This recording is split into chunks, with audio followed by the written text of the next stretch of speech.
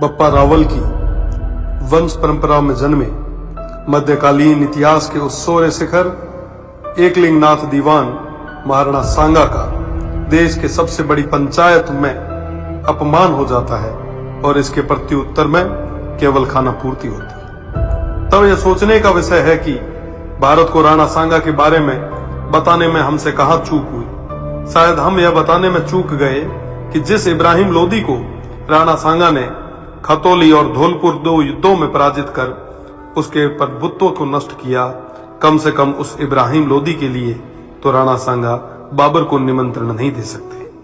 1519 में गागरोन के युद्ध में मालवा के सुल्तान महमूद खिलजी को 3 माह बंदी बनाने वाले, ईडर के युद्ध में गुजरात के मोहम्मद शाह की सेना को पराजित करने वाले, दिल्ली, मालवा और गुजरात की संयुक्त सल्तनतों को हराने वाले तत्कालीन भारत के शक्तिशाली शासक राणा सांगा को कहां जरूरत है किसी विदेशी को आमंत्रित करके सहायता लेने की। दौलत खान लोदी जैसों के निमंत्रण पर आए बाबर के विरुद्ध मेवाड़ के आसपास के शासकों ने राणा सांगा के झंडे के नीचे बाबर जैसे आक्रांताओं से लोहा लिया।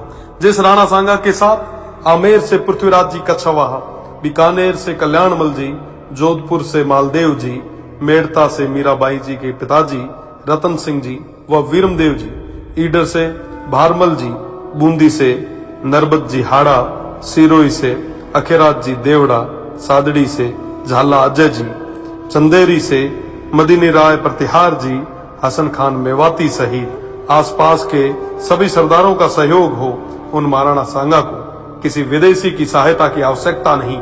इस संयुक्त मोर्चे के बल पर राणा सांगा तत्कालीन भारत के सबसे शक्तिशाली शासक बने। फलस्वरूप स्वयं बाबर ने राणा सांगा को अपना सबसे बड़ा शत्रु बताया।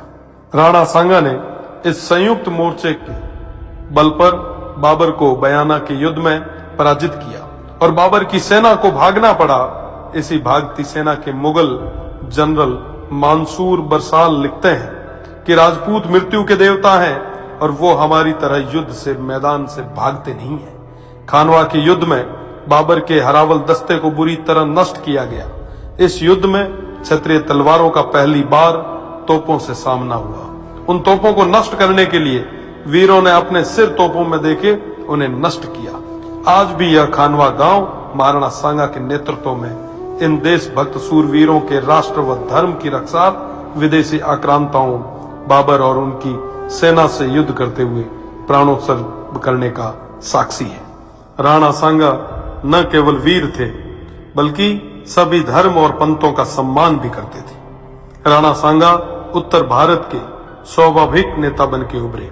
80 गांवों के बाद में भी अडिग ऐसे महान इतिहास पुरुष के बारे में देश को कम जानकारी होना या उनके अपमान पर बिना कुछ विशेष प्रयास किए केवल खाना पूर्ति करना बेहद दुखद है। भारत तो छोड़िए, ऐसे महानायक की प्रतिमाएं आपको राजस्थान में भी न के बराबर मिलेगी। महाराणा सांगा की विरासत और धरोहरों को आज संरक्षण की आवश्यकता है। इस और ध्यान देना हम सभी का कर्तव्य है। ऐसे प्रयास ही महाराणा सांगा के प्रति सच्ची श्रद्धांजलि होगी और इनके इतिहास को धूमिल करने का प्रयास करने वालों को करारा जवाब।